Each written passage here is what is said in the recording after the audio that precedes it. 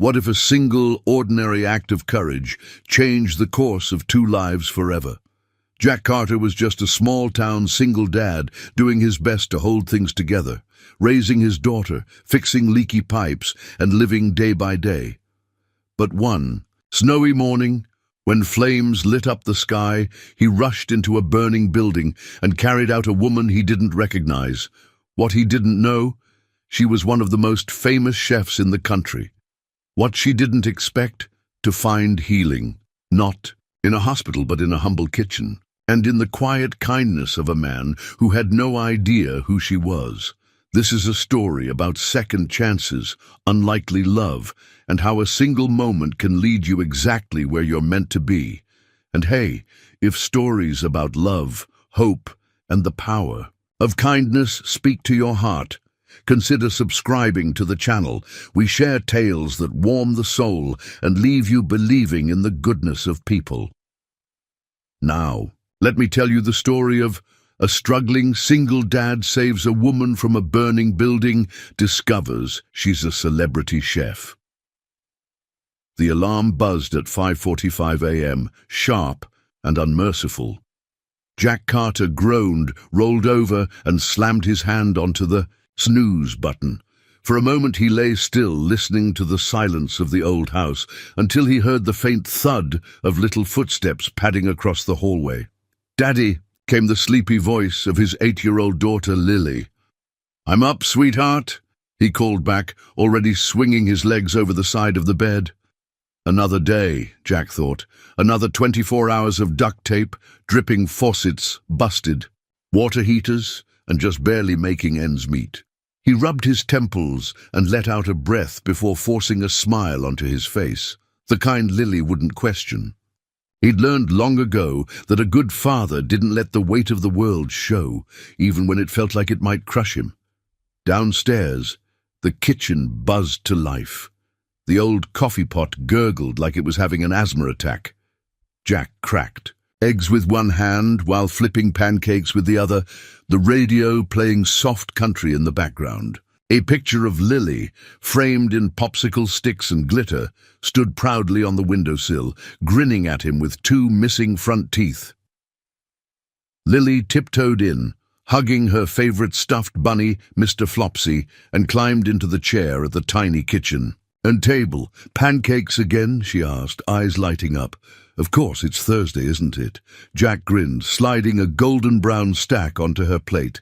"With a little cinnamon, just how you like it." "You're the best cook ever," she said between bites, syrup clinging to her chin. Jack chuckled. "Don't let Gordon Ramsay hear you say that." Lily scrunched her nose. "Who's Gordon Ramsay?" "Just some guy who yells at people for a burning toast." She giggled. That sound, pure, unfiltered joy, was the reason Jack got out of bed every morning. He'd lost so much when his wife, Emily, passed away 3 years ago. But Lily, she was what kept him going, what made the long hours, the exhaustion, and the loneliness bearable. By 7:10, they were out the door. The cold December air bittered. Their faces, the ground crunchy with frost. Jack's old pickup coughed reluctantly to life, the heater sputtering like it might give out at any moment. They drove through their sleepy Oregon town, past the closed-down movie theater and the diner that never quite reopened after the pandemic. He pulled up in front of the school, turned to Lily, and kissed the top of her head. "Be brave. Be kind," he said, his daily ritual. "And be a light," she finished, her tiny fingers flashing him the peace sign before hopping out. He watched her disappear into the building, then drove off toward his first job of the day, Mrs. Talbot's leaking sink. But as he passed the corner of Maple and 3rd, he spotted something strange in his rear-view mirror. Smoke. Thick, black, curling smoke, rising from the 3rd floor of a nearby apartment building. Jack slammed the brakes. The truck jolted to a stop. For a split second he hesitated. It wasn't his problem. He had a job to get to, bills to pay, Lily to pick up by 3. He wasn't a firefighter, he wasn't a hero, but then he heard it. A scream, faint, muffled, but unmistakably human. Jack jumped from the truck. His boots crunched across the gravel as he sprinted toward the entrance. A few tenants had already made it out, gathering in huddled clumps on the sidewalk, their breath puffing in the cold. "There's someone still inside!" A young woman shouted, pointing toward the upper floor. "Third floor, back left!" Flames were already licking out of one window. The building groaned with heat. Jack didn't think. He didn't calculate. He just moved. Inside, the smoke was instant and suffocating. He pulled his jacket over his mouth, squinting through the thick grey haze. The stairwell was hot, but still intact. He climbed 2 steps at a time, each one threatening to collapse beneath him. When he reached the 3rd floor, he could barely see. The hallway was a tunnel of flickering shadows and oppressive heat. He shouted, "Hello? Anybody there?" No answer. He moved toward the back left apartment, kicked the door hard. It gave on the 3rd try. The room was a fog of smoke and chaos, half-packed suitcases, spilled coffee mugs, open windows that sucked in more smoke than air. And then, through the haze, he saw her. A woman, curled on the floor beside the bed, coughing weakly, one arm shielding her face. Jack didn't stop to process who she was. He grabbed her gently but firmly, lifting her to her feet. "We've got to go," he said, coughing hard. "Lean on me. Can you walk?" She nodded, barely. Together, they stumbled back through the inferno. The floor creaked under their weight. The ceiling groaned above. Somewhere behind them, something exploded, glass or maybe a pipe. Jack tightened his grip. The stairs were harder on the way down. He felt the woman falter, her strength slipping. Jack pulled her arm around his neck, half dragging her the rest of the way. They burst out the front door just as a 2nd-story window shattered behind them, flames roaring louder than any applause Jack had ever heard. Outside, paramedics rushed forward. Jack lowered the woman carefully to the ground before collapsing. Onto the curb, gasping for breath, his lungs burned, his shirt was singed, his hands shook, but she was alive and safe, and as the paramedics gathered around her, one of them suddenly did a double take. "Oh my God," she whispered, eyes widening. "That's Claire Laveau." Jack blinked. "Who?" The paramedic stared at him like he'd just said he didn't know who Elvis was. She's Claire Laveau, the celebrity chef. You saved Claire Laveau." Jack looked at the woman, who was now conscious, her eyes locked on his. Claire Laveau looked nothing like she did on the magazine covers he'd seen at grocery store checkouts.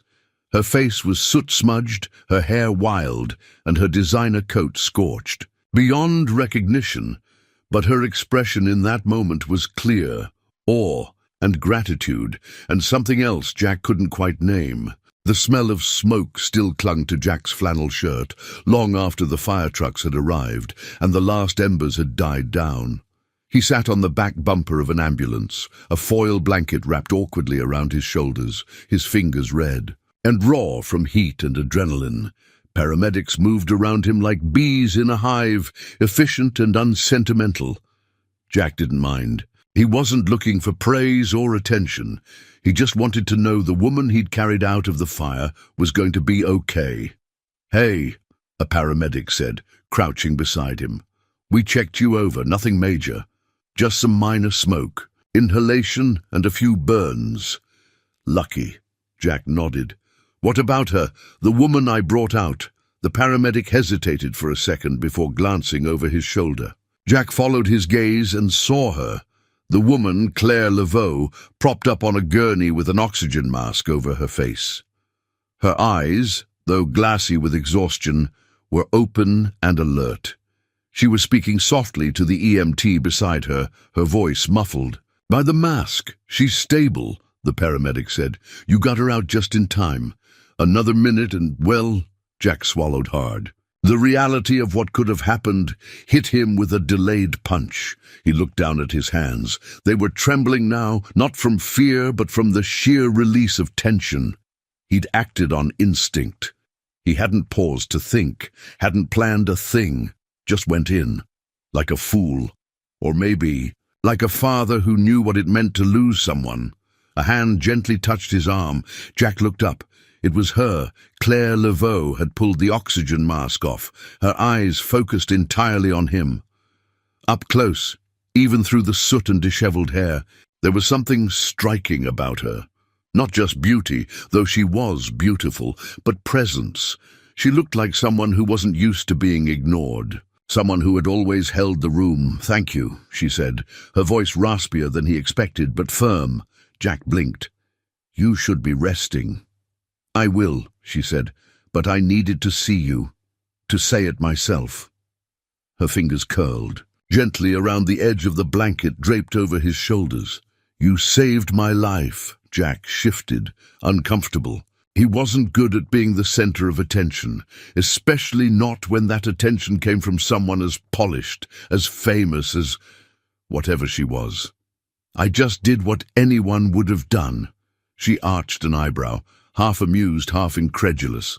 "You think anyone would have run into a burning building for a total stranger?" He shrugged. "There was screaming. You needed help." "That simple?" Jack met her eyes. "Yeah, that's simple." There was a beat of silence between them. Just long enough to settle. Then Claire coughed, wincing, and the attending EMT gently guided her back onto the gurney. "I'll check in on you," she said, her voice quieter now. "If that's okay." Jack gave a half smile. "I'm not hard to find. Small town." And then she was wheeled away, flashing one last grateful look over her shoulder. By the time Jack picked up Lily from school, he'd changed into clean clothes and scrubbed the smoke from his skin. But the scent still lingered faintly in his new hair, like a shadow that refused to let go. "Daddy!" Lily ran up to him, flinging her arms around his waist. "Why are you late?" He crouched down to her level. "There was a fire. I helped someone get out." Her eyes widened. "Like a superhero," Jack laughed, "more like a very sweaty plumber." She giggled, then paused. "Did anyone get hurt?" "No, everyone's okay." It was a small lie. The truth was, Claire could have died, she almost did, and if he had hesitated for even a moment. Jack shook off the thought. What mattered was that she was alive. That night, while Lily slept, curled up with Mr. Flopsy, and the hum of the old space heater filled the room, Jack sat at the kitchen table with a cold beer and the local news playing low on the television. The anchor's voice, usually flat and unremarkable, suddenly sparked to life. Celebrity chef Claire Laveau narrowly escaped a deadly apartment fire this morning in Pine Hill, Oregon, the reporter announced. Sources say a local resident pulled her to safety just minutes before the flames consumed the third floor.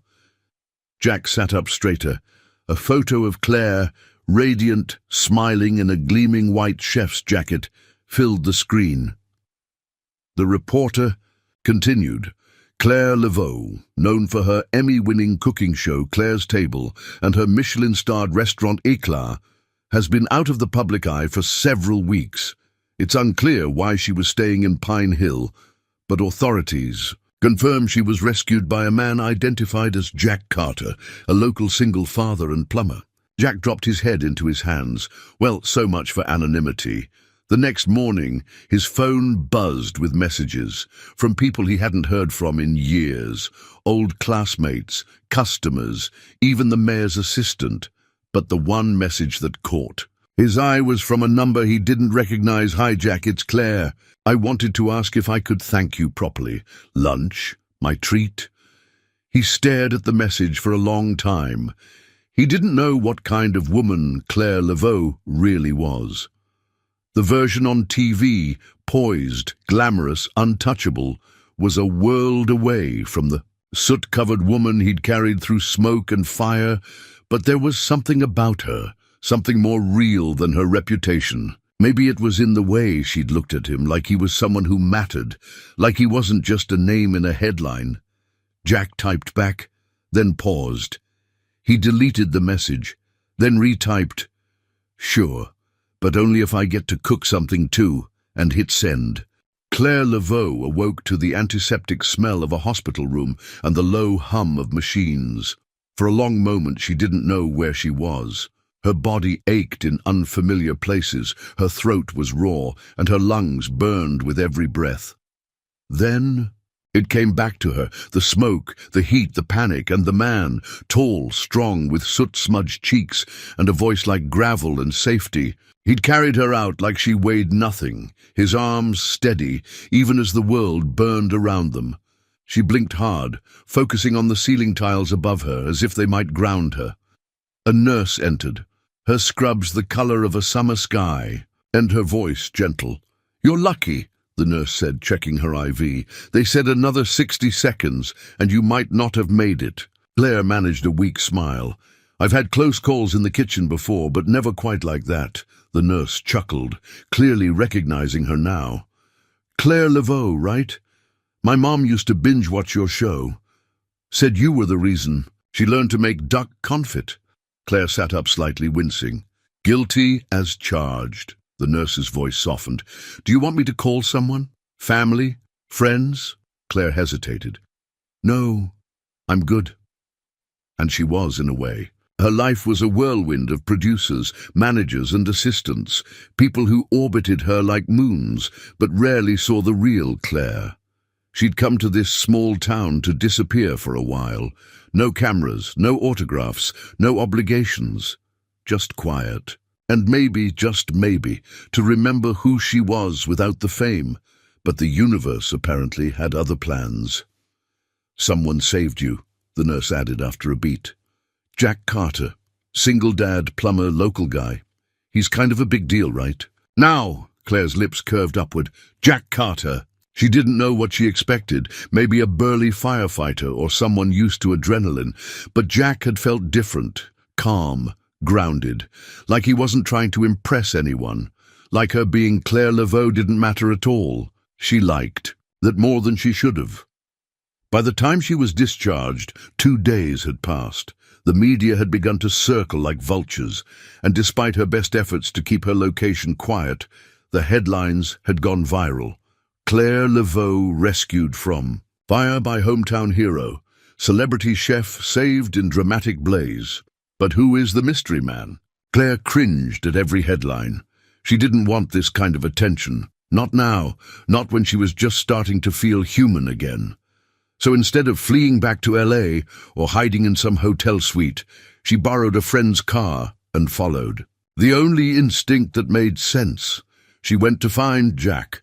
Jack Carter was elbow-deep in a water heater when Claire knocked on the open garage door of his workshop. He didn't see her at first, too busy cursing quietly at a rusted bolt. But then Lily, standing nearby with a juice box in one hand and a notebook in the other, looked up. "You're the lady from the fire," Lily said, eyes wide. "The cooking lady," Claire smiled, lowering herself to Lily's level. "And you must be Lily." Lily grinned. "How'd you know?" "I read your note," Claire said, holding up the folded letter she'd found tucked inside her hospital bag. Lily's careful crayon handwriting, thanking her for making her dad laugh again. Jack finally turned, wiping his hands on a rag. When he saw Claire, something unreadable flickered across his face. "You shouldn't be out and about," he said. "Doctor sign off on this field trip?" "I needed fresh air," she replied lightly, "and to say thank you again, in person." "You already did." Claire walked further into the shop. "Well, I'm persistent. Occupational hazard." Jack raised an eyebrow. "Most people who show up here need a water line replaced, not closure." "I'm not most people," she said, and there was no arrogance in it, just quiet truth. He nodded slowly. "I figured that out when I saw your face. On the news, next to a duck à l'orange." Claire laughed, a real laugh, surprised and delighted. "They used that photo." "That was from Bon Appetit in 2018. I looked like I slept in a soufflé." Jack smiled, just slightly. "You looked like someone who could teach a guy like me to cook better than instant mac and cheese." "You sell yourself short." "That's cinnamon. In your pancakes?" "Inspired," he blinked. "You tasted those? Hospital food doesn't exactly sing, but your breakfast leftovers in Lily's lunchbox. Best thing I'd had in 2 days." He was clearly flustered now, and Claire found herself enjoying it more than she should. Here was a man who'd walked into a burning building without blinking, and he was blushing over pancakes. "You want something?" he asked finally, crossing his arms. Not hostile, just guarded. Claire took a breath. "A meal, with you and Lily. My treat. Not because of the fire, because I'd like to know the man behind the cinnamon." Jack studied her for a long moment, and she let him. This wasn't a game. She wasn't looking for publicity. She was looking for something real, something she hadn't had in a very long time. Finally, Jack sighed. "One condition." Claire tilted her head. "Name it." "You let me cook the main course," she grinned. "Deal." Later that evening, as she drove back toward her rental cottage outside town, Claire turned off the radio and cracked the window. The winter air rushed in, cold and sharp, clearing the remnants of smoke from her lungs. She thought about Jack, his quiet strength, his dry humor, the way he looked at Lily like she was the entire universe. Claire had known a lot of men, talented, charming, brilliant men, but none had made her feel steady. She didn't know what came next, but she knew this. In that smoke-filled moment, Jack Carter had done more than save her life. He'd pulled her out of the fire and into something new, something she hadn't realized she'd been starving for, something that maybe tasted a little like cinnamon pancakes and second chances. Jack Carter wasn't the kind of man who got nervous before dinner. He'd changed diapers in the back of a truck, fixed plumbing at 2 a.m. during an ice storm, and once wrestled a raccoon out of his crawl space with nothing but a broom and an old army jacket. But this, cooking for a celebrity chef in his own kitchen. Yeah, this made his palms sweat. He stared down at the worn wooden cutting board, a chicken breast poised beneath his knife. He'd made this dish a dozen times, pan-seared with garlic, lemon, and rosemary, paired with roasted potatoes and green beans. Simple, humble. It had never failed him before, but Claire Laveau wasn't his usual dinner guest.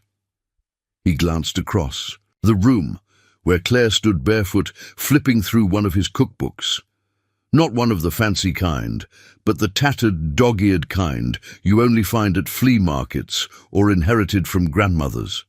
She seemed entirely at ease in his modest kitchen, as if stainless steel appliances and Michelin stars had no bearing here.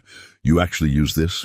she asked, holding up a faded, spiral-bound copy of the Oregon Church Ladies' Cookbook, 1978 edition. "Every week," Jack replied, seasoning the chicken. "Page 72, meatloaf that'll make you cry." Claire laughed. "I've spent half my life designing dishes with foie gras and truffle oil, and this says to mix ketchup and brown sugar and call it a glaze." "It is a glaze," he said, "and a good one." She set the book down, still smiling. "You're not what I expected." He paused. "Because I'm a plumber." "No," she said softly. "Because you didn't know who I was." Jack turned toward her, drying his hands on a dish towel. "Would it have changed anything if I'd known?" Claire tilted her head, considering. "It might have changed how you looked at me. Most people, they come with expectations, questions, assumptions. I don't own a TV," Jack said with a shrug, "and my daughter thinks celebrity chef just means you cook better than I do." "She's not wrong," Claire teased, then softened. "But no, you didn't treat me like anything other than someone who needed help." "It was refreshing." Jack met her gaze. "Everyone's just a person, Claire. Fame doesn't make someone more valuable. It just makes people think they should be." She looked at him for a long time, and something in her expression shifted. Something unguarded, almost wistful. Then Lily came barreling into the room, breathless with excitement. "Dad, the green beans are dancing." Claire blinked. "They're what now?" "In the pan," Lily pointed. "He does this thing where they jump, like magic," Jack chuckled. "It's just butter and heat, kiddo, not Hogwarts." Claire leaned down. "Can I watch the magic too?"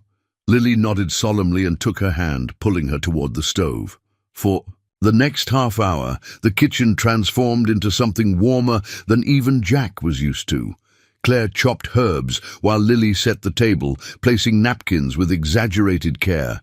Jack plated everything, letting Claire sprinkle the final touch of parsley over the chicken, like she was crowning it. When they sat down to eat, the room fell into a hush, the kind that comes before something sacred. Claire took her first bite and closed her eyes. "Jack, this is perfect." He tried not to look smug. "It's just dinner." "No," she said, looking around at the mismatched plates, the flickering candle Lily had insisted on, and the small town quiet humming through the windows. "It's something I haven't had in a very long time."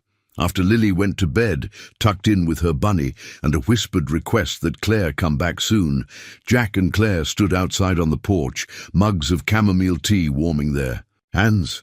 The winter sky above was cloudless, stars scattered like diamonds across velvet. The scent of pine and wood smoke lingered in the air. "So," Claire said softly, "how does a man like you end up living like this?" Jack sipped his tea. "What, you mean fixing toilets and raising a kid in a fixer-upper?" "I mean," she said gently, "someone who clearly loves cooking, who has this quiet wisdom and depth. Why not more? Why not restaurants or something bigger?" Jack was quiet for a long moment. Then he answered without looking at her. "I had bigger once, before Lily, before Emily passed." Claire waited, not pushing. "She was pregnant when I got the job offer in Seattle. High-end restaurant wanted. Me a sous chef, big deal for a guy with my background. But Emily had complications, bed rest, emergency appointments. I turned the job down. Took over my dad's plumbing business instead. It paid better. Had insurance." Claire's heart tugged. "We lost her," he continued, voice low. "Lily was only a few weeks old, so I stayed for her, for the house, for something that felt solid." She put her mug down. "That wasn't giving up, Jack. That was choosing love." He looked at her then, and for the first time she saw something unspoken flicker in his eyes. Grief? Yes, but also resilience. Quiet strength, the kind that doesn't demand attention but earns respect. "Don't you miss it?" she asked. "Every day. But I wouldn't trade 1 minute with Lily to get it back." Claire nodded slowly. "I've had all the success in the world, but some nights I come home to silence so loud it drowns me."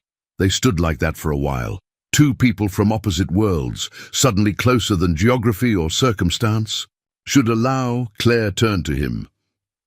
"Would you teach me?" Jack raised a brow. "To plumb?" She laughed. "No, to cook like you. Without cameras or scripts, just real food, real moments." He looked down, then back at her. "I think," he said, "you already know how. You just forgot why you started." Later that night, after she'd gone and the dishes had been washed, Jack stood alone in the kitchen, the smell of rosemary still lingering in the air. He looked at the chair where Claire had sat, the plate she'd cleaned, the napkin she'd folded with surprising neatness. She wasn't what he expected, and maybe, just maybe, neither was he. Claire returned the next evening, dressed in jeans and a thick cream sweater, her hair tucked under a knitted beanie that looked more farmer's market than Food Network. She brought wine, an Oregon Pinot Noir with a handwritten label, and a fresh loaf of sourdough wrapped in parchment paper. Jack opened the door with a raised eyebrow. "Bread and wine? You trying to impress the plumber?" Claire grinned. "That depends. Are you the kind of plumber who judges a crust? I'm the kind who can smell garlic 3 blocks away and knows when someone's hiding a baguette in their tote." She laughed as he let her in, the warmth of the house chasing away the chill in her bones. The kitchen already smelled like rosemary and butter. Lily sat at the table with a book and a bowl of carrot sticks, her bare feet swinging above the floor. "Hi." "Claire," she chirped, "Daddy said you're helping with dinner." Claire leaned down, smiling. "Only if I'm allowed to be the sous chef." Lily looked skeptical. "That means you chop stuff, right?" "That's the idea." "Okay. But Dad's very picky about the way onions are diced." Jack called from the stove. "She's not wrong." Claire shot him a look. "You run a tight ship. It's the only way to keep this crew in line." They cooked together as if they'd done it for years. Claire chopped with precision, but let Jack take the lead. He showed her how he seared pork tenderloin with a cast-iron pan seasoned by generations. She taught him a trick to soften kale with lemon juice and salt. Their movements became rhythm, a quiet choreography built on instinct and curiosity. They talked, but not about fame or tragedy. They talked about food. Jack confessed he used to dream of opening a food truck called Carter's Comfort, serving hearty meals with funny names like Plumber's Mac and Pipeburst Chili. Claire in turn admitted that her favorite meal wasn't a $200 tasting menu, but her grandmother's chicken noodle soup, served with club crackers and eaten on the back porch during thunderstorms. "Funny, isn't it?" Claire said, washing herbs at the sink. "People think chefs only eat caviar and duck confit, but the meals we remember, they're simple, real." Jack nodded. "I think it's because those meals came with something else. Company, love." She glanced at him, her hands still under the water. "Exactly." They ate dinner in the living room that night, sitting on the rug with the coffee table between them. Jack lit 2 candles that Lily had made at summer camp, one shaped like a heart, the other like a frog. Claire poured wine for the grown-ups and apple juice for Lily into mason jars. They laughed as they ate, sharing stories about botched recipes and culinary disasters. Lily declared that Claire's kale was less gross than expected, which Claire took as a high compliment. Halfway through the meal, Lily looked at Claire thoughtfully. "Do you have kids?" The question hung in the air like a held breath. Claire set her glass down gently. "No, I don't." "Why not?" Jack shot his daughter a warning glance, but Claire waved it off, smiling gently. "I guess I got busy with work." And time passed, and I never really stopped to think about what I was missing. Lily nodded solemnly, then leaned toward her. "You can borrow my dad sometimes. He's really good at hugs and pancakes." Claire's throat tightened. "That's very generous of you." After Lily went to bed, Claire helped Jack tidy up. The dishwasher chugged quietly as they stood at the sink, shoulders nearly touching. "You don't talk much about your world," Jack said after a moment. Claire tilted her head. "What do you want to know?" he shrugged. "Is it as glamorous as it looks?" "No," she said simply. "It's exhausting, rewarding, sure, but also lonely. You're constantly on. Your smile isn't always yours. Your time isn't your own." Jack handed her a dish to dry. "So why do it?" she considered. "Because food has power. It comforts. It connects. I wanted to remind people of that, but somewhere along the way, I forgot." Jack looked at her then. Not the way a fan might look at a celebrity, but the way a man might look at a woman who just said something that made him see her differently. "You remembered tonight," he said quietly. She smiled, soft and sincere. "Because someone reminded me." The next day, Claire drove out of town toward a quiet stretch of farmland, where she'd been staying in a rental cabin hidden among tall pines. She needed the solitude. It helped her breathe. But this time, as she walked through the door, something felt different. She wasn't alone in the same way. There was a warmth clinging to her, residual maybe, but real. A warmth that came from shared laughter, good food, and the feeling of being seen, not for who she was on television, but for who she was in the quiet. That night, she wrote, not a menu, not a press release, but a letter to herself. "You forgot the taste of joy, Claire, but you just had it again. You found it in a worn kitchen with scratched pots and mismatched plates. In the way Lily offered you her dad like a gift, in the way Jack looked at you like you were human, not a headline. You weren't saving the world, you weren't building an empire. You were just there, and it was enough." She folded the letter and slipped it into her journal. Then she smiled. Meanwhile, back in town, Jack tucked Lily into bed and lingered at her doorway. "Dad?" she whispered, already half asleep. "Yeah, bug. Do you think Claire will come back tomorrow?" He smiled into the darkness. "I think she might."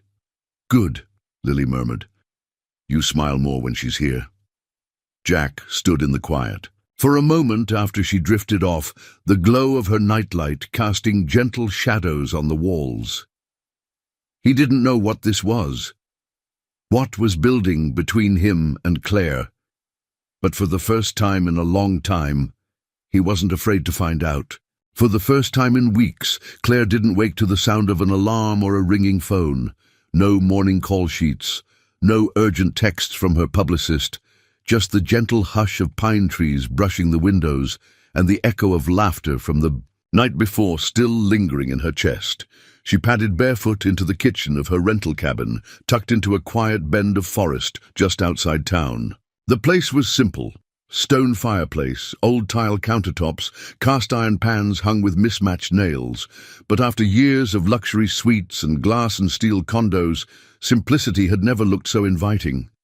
She made herself coffee, black and strong, then opened her laptop, only to flinch at the flood of emails waiting in her inbox. Urgent. Statement needed for media. Request from Good Morning America. Are you okay? The press is circling. Your silence is becoming a story, Claire. She exhaled, closed the laptop and slid it to the edge of the table without answering a single one. Let them wait. Out here, in Pine Hill, she'd found something more important than airtime or appearances. She'd found people who didn't care that she'd once cooked for presidents or had a line of cookware at Macy's. They cared that she was kind to a little girl, that she laughed easily, that she brought good wine and washed dishes without being asked. Most of all, they cared that she showed up, not as Claire Laveau, celebrity chef, but just Claire. Later that morning, Claire pulled up to the small brick building where Jack ran his plumbing business. The sign out front read, Carter and Son Plumbing, though there hadn't been a and Son in years. Jack had never changed it. When she asked him about it once, he'd simply said, "Guess I liked the idea of passing something down." She stepped inside to the faint scent of motor oil, sawdust, and something distinctly lemony, probably whatever Jack used to clean his workbench. "Thought you might be out on a job," she said, spotting him at the counter, scribbling into a notepad. He looked up and smiled, not surprised to see her. "Called in some backup. I needed a day." "For what?" He shrugged, wiping his hands on a towel, "to see if you'd come by." Claire grinned and held up a brown paper bag. "Brought sandwiches. And those weird kettle chips Lily said you bribed my kid?" I negotiated with her. She drives a hard bargain. They ate outside, sitting on the tailgate of Jack's truck under a clear blue sky. The chips crunched loudly between them. Birds chirped lazily from a nearby tree.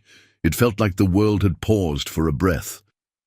"You know," Jack said between bites, "you could stay." Claire raised a brow. "Stay? In town, I mean. Rest a while, people like you here. You're not a story, you're just Claire." She looked down at her sandwich, then back at him. "That's exactly why I shouldn't stay too long.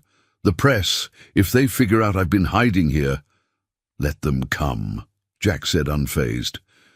"The worst they'll find is that you make a killer grilled cheese and my daughter likes you," Claire laughed. "You really don't care who I am, do you?"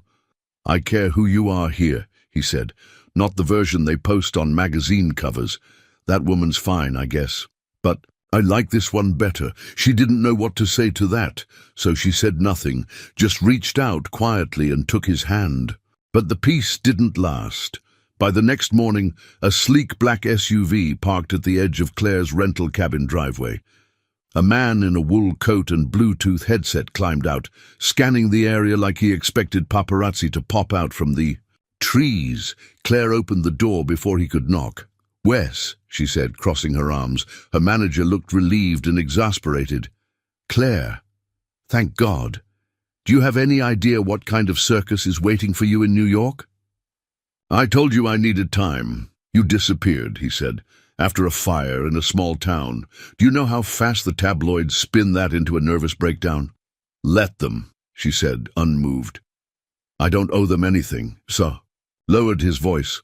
Okay, fine, but at least tell me what's happening here. There's a man, a kid, a plumbing business. Are you serious about this?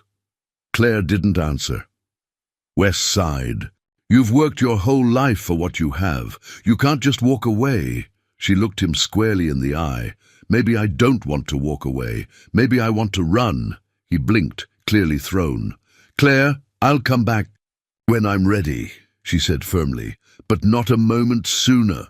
That afternoon, Jack noticed something off when he picked Lily up from school. She was quiet in the truck, chewing her lip like she was trying to keep something in. What's up, Bug? He asked. She looked at him. Is Claire gonna leave? Jack's hands tightened slightly on the steering wheel. Why would you think that? Because this morning I saw someone taking pictures outside her cabin, and people at school were talking about it. Some girl said her mom saw Claire on Access Hollywood. Jack exhaled slowly. He'd known it couldn't last forever. The quiet, the hiding, the normalcy. He didn't want to admit how much the thought of her leaving stirred something uncomfortable in his chest.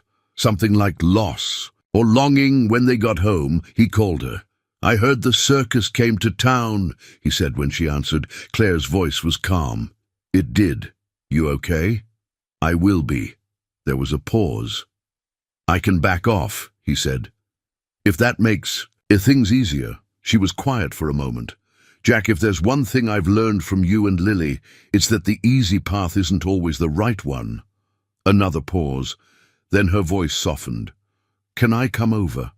She did come. Over, not with a plan, not with a camera crew or a PR strategy, just herself. And when Lily opened the door and wrapped her arms around Claire's waist like she belonged there, Jack knew something had shifted, not in a flashy fireworks kind of way, but in a quiet, certain way, the kind that says, this might just be something worth holding on to. By Saturday morning, Pine Hill wasn't so quiet anymore. Jack first noticed it at the gas station, 2 unfamiliar cars parked by the pumps, their glossy finishes reflecting the grey winter sky. A man in aviators lingered by the coffee machine, too long, clearly not just choosing a roast. And outside the hardware store, a woman with a DSLR lens the size of a baguette pretended to photograph birds while keeping one eye on Jack's truck. He hated it.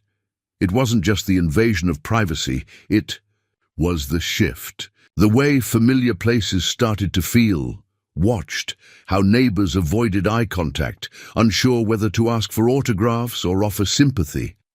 The town was small, gossip moved faster than wildfire, and Claire, for all her grace, had become the center of a storm Jack never asked to be part of. That afternoon, he found Claire in the park behind the library, sitting on a bench in a wool coat, her breath fogging in the crisp air. Hey, she said, smiling, you found me? Jack sat beside her, hands in his coat pockets. Wasn't hard, just followed. The trail of camera clicks. She looked away, her smile faltering. I'm sorry, Jack, I didn't want this. I know. They sat in silence for a moment, listening to the wind rustling through bare branches, the distant bark of a dog. Claire reached down and picked up a fallen leaf, twirling it between her fingers. This was supposed to be a quiet escape, she said. I came here to disappear, not to be rediscovered. Jack didn't respond right away. When he finally did, his voice was low. It's not just about you anymore. She looked at him. Wounded. I mean Lily, he clarified. She's 8. She doesn't understand why strangers are taking pictures of her at the grocery store. Claire's eyes softened. I didn't realize. I know you didn't, and I'm not blaming you, but this thing, this world you come from, it doesn't stop at your doorstep. He wasn't angry, not exactly, but there was tension in his voice. Something unresolved, something deeper. Claire placed the leaf down gently on the bench. I can fix it. How? He asked. You can't unring a bell. She exhaled. I'll talk to my PR team. Tell them I'm taking a sabbatical. Tell them I'm not available. I'll make it go away. You shouldn't have to make your life disappear just because you care about us. Claire turned to him, brow furrowed. Jack, are you pushing me away? He didn't answer, because he didn't know. He'd lived in this town his whole life. He knew every pothole in the road, every name behind every counter. He'd built a world that was small, steady, safe, for Lily and for himself. Claire wasn't. Small or steady or safe. She was brilliance and chaos and movement. She belonged to the world. But last night, when she tucked Lily in and whispered a story about a French bakery and a little girl who saved a loaf of bread from a greedy raccoon, Jack had seen something else, a glimpse, a maybe. She could belong here too. I'm scared, he said quietly. Claire's face softened. So am I. He looked at her, really looked at her. Not the woman from magazines, but the woman who smelled like rosemary and flour, who burned her first. Grilled cheese in his kitchen because she was too busy laughing with his daughter to flip it on time. You don't owe me anything, he said. But I need to know you're here because you want to be, not because you're hiding. Claire didn't hesitate. I'm tired of hiding, and I'm tired of being the woman who only belongs in headlines. She reached for his hand. I want a life with meaning, with connection. I want to wake up and make breakfast for someone who doesn't care what I wore on TV last night. Jack's lips twitched. You do burn toast, she grinned. I'm working on that. The next day, Claire made good on her promise. She posted a video on her social media, a simple clip filmed from her phone, sitting in the cabin's kitchen. Hi everyone, it's Claire. First of all, I'm okay. Yes, the fire was terrifying. Yes, I'm grateful to be alive. And no, I don't have plans to return to TV anytime soon. I've found something here, peace, healing, real people. I hope you'll understand if I take a step back for a while. And if you see me in town, please, say hello, but maybe don't bring the cameras. The response was immediate and overwhelmingly supportive. Jack watched the video twice, then closed his phone and looked across the table at Claire, who was stirring cream into her coffee. You really meant that, he said. Claire nodded. All of it. You just gave up a lot, she shrugged. Maybe, or maybe I'm finally choosing right. That evening they drove out to the lake, just the three of them.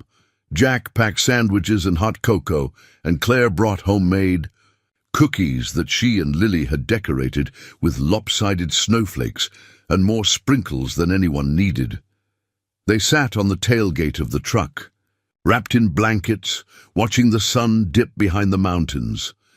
Daddy, Lily said, her mouth full of cookie, if Claire stayed here forever, would that be okay?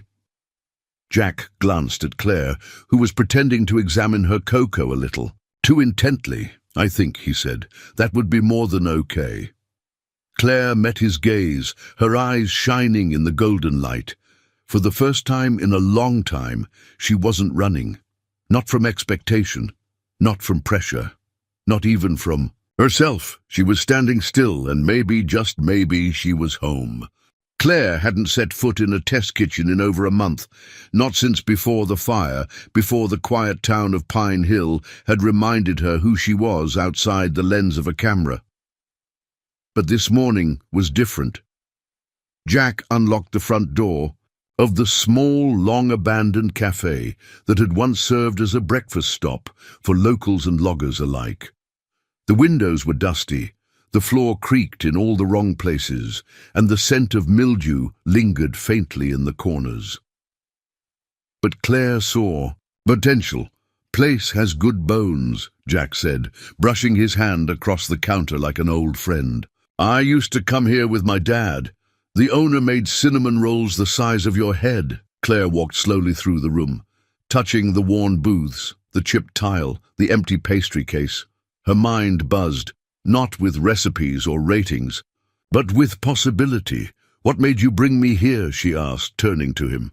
Jack leaned against the doorframe, arms crossed.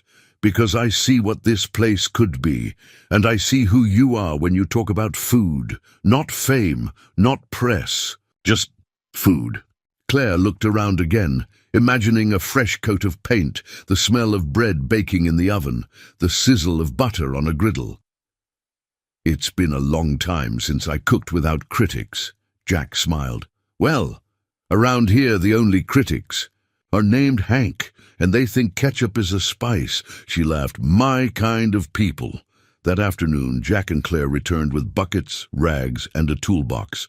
Lily joined too, proudly carrying a mini dustpan and declaring herself the chief mess inspector.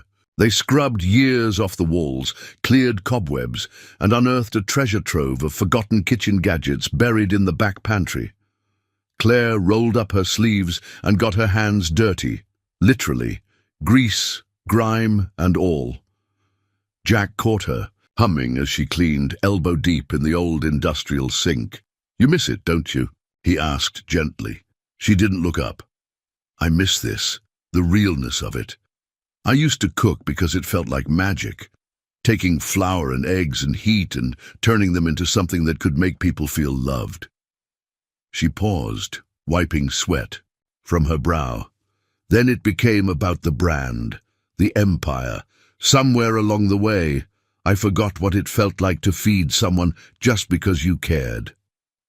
Jack leaned against the counter, watching her. Well, you've got one hungry crew here. No critics, no cameras, just a plumber and a kid with very high cinnamon roll expectations, she smiled. Then I guess I better start experimenting. The next few days became a whirlwind of dust, laughter, and food. Claire turned the back prep area into a test kitchen, reviving old family recipes, tweaking new ones, and letting Lily act as official taste tester, who took her role very seriously. Jack dropped by after work each day, offering handyman skills and occasional sous chef support. He replaced the broken light fixtures, fixed the ancient oven pilot light, and even built a makeshift spice rack out of scrap wood.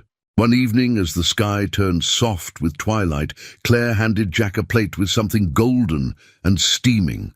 What is it? He asked, fork in hand. Try it. He took a bite, chewed, paused. Is this meatloaf? With a twist, Claire said, eyes twinkling. He narrowed his eyes. Did you sneak kale in here? A little bit. For texture. Jack took another bite and gave her a playful glare. You're lucky it tastes good. She leaned against the counter, arms crossed. I told you I was persistent.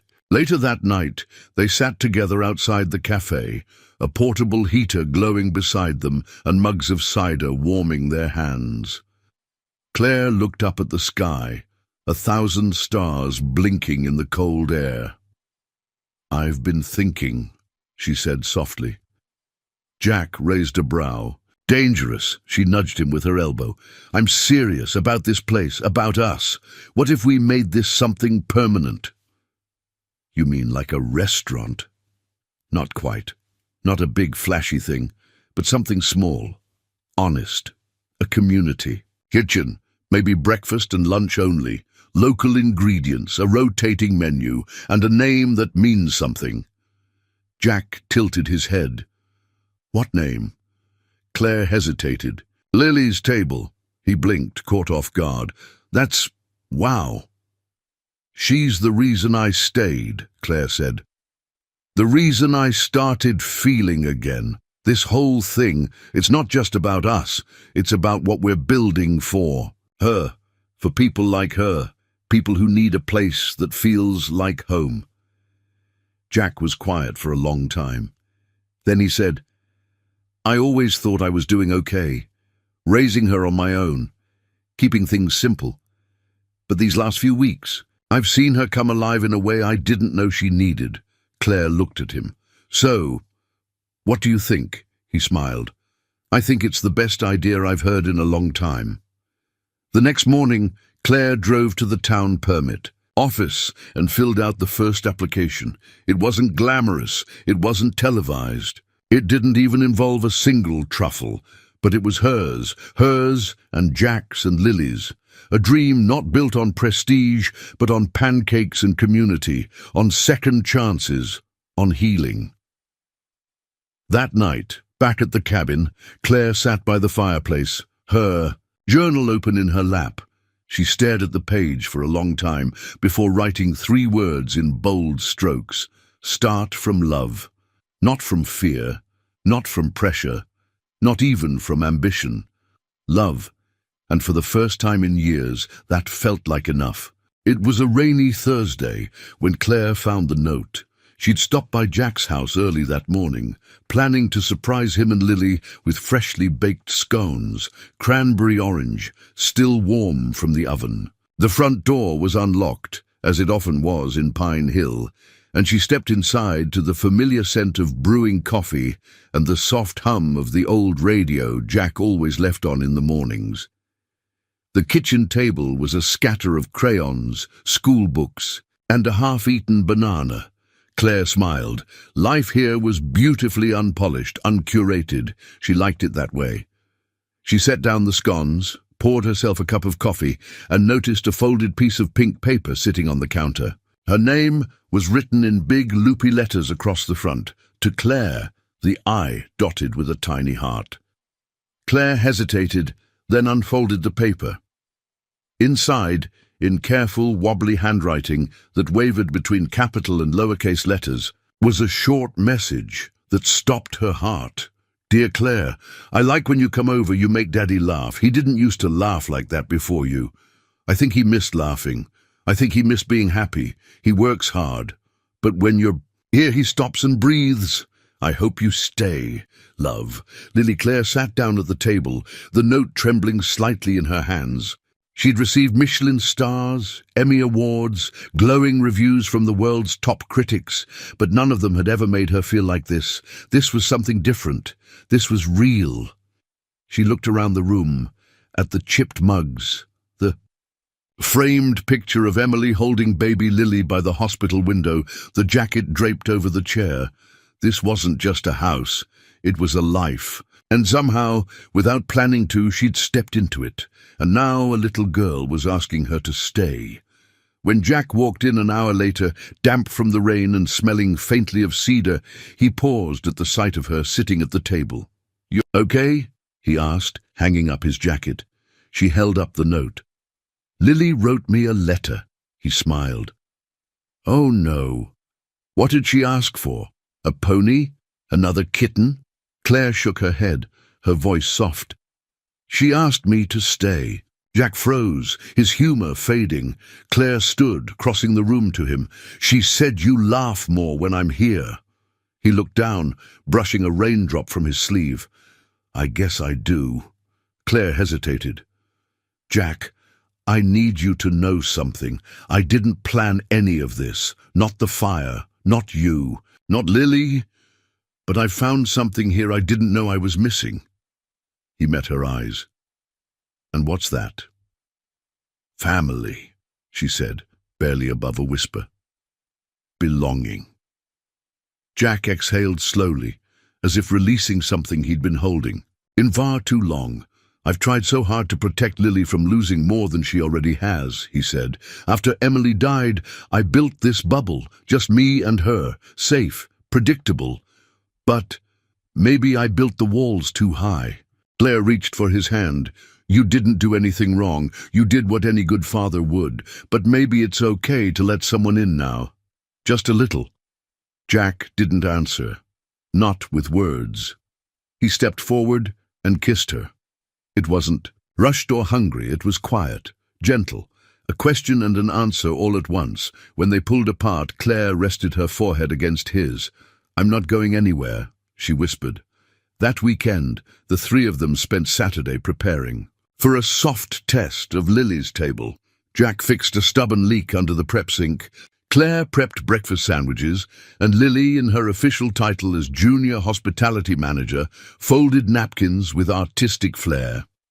They invited just a few neighbors. Mrs. Talbot, who'd taught Lily to knit.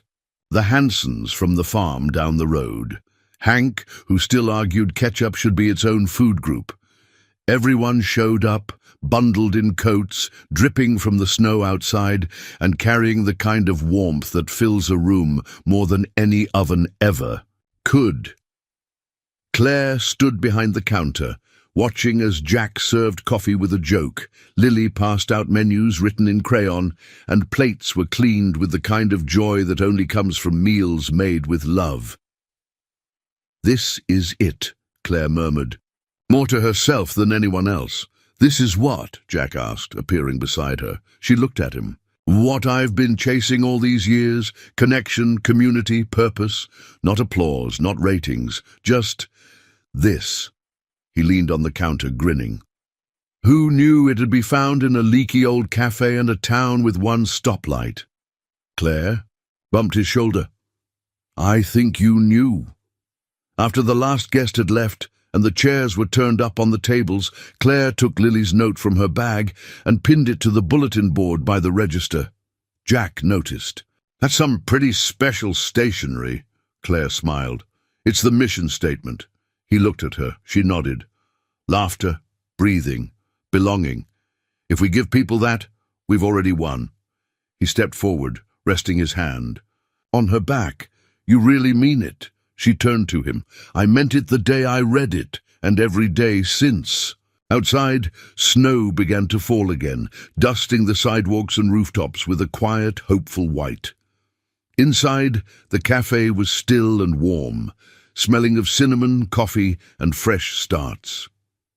Claire stood in the center of it all, heart full, future clear, and for the first time in her life, she wasn't chasing the next big thing. She was already living it. The first official day of Lily's table opened not with a bang, but with the gentle sound of a bell over the front door and the hiss of eggs frying on a seasoned skillet. It was everything Claire had ever wanted a restaurant to be, and nothing like any place she had ever run before. No PR firm, no stylists, no television crews buzzing about with clipboards and lighting rigs, just locals and travelers who wandered in from the snowy street, their cheeks pink and their gloves damp, looking for something warm, comforting, and real. Claire stood behind the counter in a simple apron, her hair loosely tied back, watching Jack carry plates like he'd done it his whole life. He wore a crisp white shirt under his work vest, rolled up at the sleeves. Somehow, he looked more comfortable in this humble kitchen than any maitre d' she'd ever hired in her career. "Table 5, he called, sliding a plate of biscuits and gravy beside her. "Tell them it's my grandma's recipe, but with fewer curse words." Claire laughed, grabbing the plate and walking it out herself. She liked that, being part of the rhythm, connected to every smile, every satisfied nod. She wasn't above the work here. She was part of it. She belonged. By mid-afternoon, the last lunch customers had trickled out, and the cafe grew quiet again. Snow tapped gently on the windows, and Lily sat at the front table, building a castle out of sugar packets and stir sticks. Claire and Jack leaned on the counter, sipping coffee, letting the silence settle between them like a warm blanket. "You good?" he asked. Claire nodded. "More than good. I didn't know I could feel this full without being exhausted." Jack looked at her. "You've been running for a long time." "I have," she admitted, "chasing something I thought I needed to prove. And all along, what I was really looking for was a reason to stop running." He studied her for a moment. "What now?" Claire looked around the cafe, at the photos Lily had drawn and taped along the walls, at the chalkboard menu with her loopy handwriting, at the espresso machine Jack had repaired by hand, at the seat near the window where Mrs. Talbot now came every Thursday to knit and sip chamomile tea. "I stay," Claire said, her voice calm. "Certain. If you'll let me." Jack smiled softly. "That's not a decision I make alone." They both turned as Lily looked up from her sugar packet fortress. "I vote yes," she said solemnly. Claire laughed, her eyes misting. "Well, that settles it." Later that night, after closing, Jack invited Claire and Lily over for dinner. Not a fancy occasion, just chili simmering on the stove and cornbread baked in a cast-iron skillet older than both of them combined. But it felt special. Claire helped Lily set the table, letting the little girl place each mismatched plate and napkin with great ceremony. When the food was served and the laughter flowed as freely as the cider, Claire felt something shift inside her. A click, like a puzzle piece finding its place. After dessert, homemade butterscotch pudding that Claire insisted didn't count as real baking, even though Lily called it magic. Jack slipped into the kitchen to wash dishes. Claire followed. "You don't have to do all of that. Alone," she said, grabbing a towel. He looked at her, suds clinging to his forearms. "I'm used to it." "Well," she said, "get unused to it." Jack chuckled. "Yes, ma'am." They washed in silence for a moment, hands brushing occasionally, the air thick with something unspoken. Then Claire set down her towel. "Jack," she said softly, "there's something I've been meaning to ask." He turned, attentive. She hesitated. "What if I put down roots here? Not just the cafe. Me, what would that look like, for us?" Jack dried his hands, stepping closer. It'd look like Sunday mornings with pancakes and flour on the ceiling, like movie nights with Lily falling asleep halfway through, like you burning toast and pretending you meant to. Claire smiled. "And for you?" He reached for her hand. "It'd look like the best kind of life, the kind I didn't think I'd get a second chance at." She breathed in deeply, steadied herself, and then quietly, sweetly, she asked the question that had been pressing against her heart for days. "Would it be crazy if I said I love you?" Jack didn't blink, didn't flinch. He just stepped forward, took her face in his hands, and kissed her like the world had always been leading to this moment. When they parted, he whispered, "Not crazy at all." Claire rested her forehead against his. "So that's a yes." "The softest kind of yes," Jack said, his voice warm and full. "The kind you say with your whole heart." That night, after Lily had gone to bed and the dishes were done, Jack and Claire sat on the front porch, wrapped in a quilt, watching the snow fall quietly onto the sleepy street. Claire leaned into him. "You know, I used to think love had to be grand, explosive, made for headlines." Jack kissed her temple. "Nah, love's the quiet stuff, the daily stuff, the showing up." She smiled. "I think I'm finally ready for that kind of love." He nodded. "Me too." They sat in silence, two people who had weathered their own kinds of fire, now warmed by something slow and steady, something real. And when Claire looked up at the night sky, she realized the stars didn't shine any brighter than usual. But for the first time, she didn't need them to. 1 year later, the sign above the door of the little brick cafe gleamed with fresh paint and a touch of whimsy. Lily's table, where food feels like home. It was a brisk spring morning in Pine Hill, and the scent of cinnamon and warm biscuits drifted onto the sidewalk, mingling with birdsong and laughter from a growing line of customers. Locals and out-of-towners alike gathered outside, clutching to-go cups and peering through the windows with curiosity and anticipation. Inside, the cafe hummed with life. The once faded walls now wore soft colors and framed hand-drawn art by neighborhood children, including a crayon sketch of Claire, Jack, and Lily holding a giant fork. The chalkboard menu changed weekly, featuring seasonal dishes and local produce, but a few staples remained: Jack's famous buttermilk pancakes, Claire's rosemary scones, and Lily's happy eggs with ketchup hearts. At the counter, Claire took orders with a warm smile and a linen apron tied loosely around her waist. Her once perfectly styled hair now curled freely around her cheeks, and the only makeup she wore was the rosy glow of contentment. Jack emerged from the kitchen, carrying 2 plates stacked high with French toast. "Table 3, he called. Grinning, a woman from Portland, clearly a fan, whispered to her husband, "That's him. That's the guy from the article, the one who saved her from the fire." Claire overheard, but she didn't flinch anymore. Fame had melted into something, softer now, something manageable. She had no need to run from it, because here she wasn't defined by it. She was Claire, the baker, the friend, the woman who brought people together. "Still stealing my spotlight?" Claire teased, brushing past Jack. "You say that like you don't love it," he shot back, sliding an arm around her waist. Lily bounded out from the back, now proudly wearing her tiny uniform apron with the words "Junior Manager" embroidered in pink thread. "Claire, we're out of banana muffins," she exclaimed. Claire gasped. "Already?" Lily nodded. "That guy in the flannel bought 3. I told him he should leave some for other people, but he just winked." Claire laughed. "Well, that's the price of greatness, sweetheart. We'll make more this afternoon." Lily leaned in close.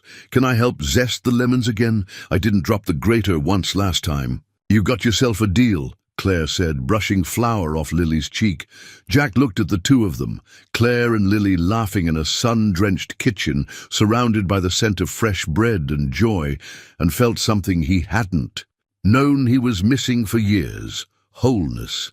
That afternoon, after the rush, the 3 of them sat on the small back porch behind the cafe, sipping lemonade and watching the breeze move through the trees.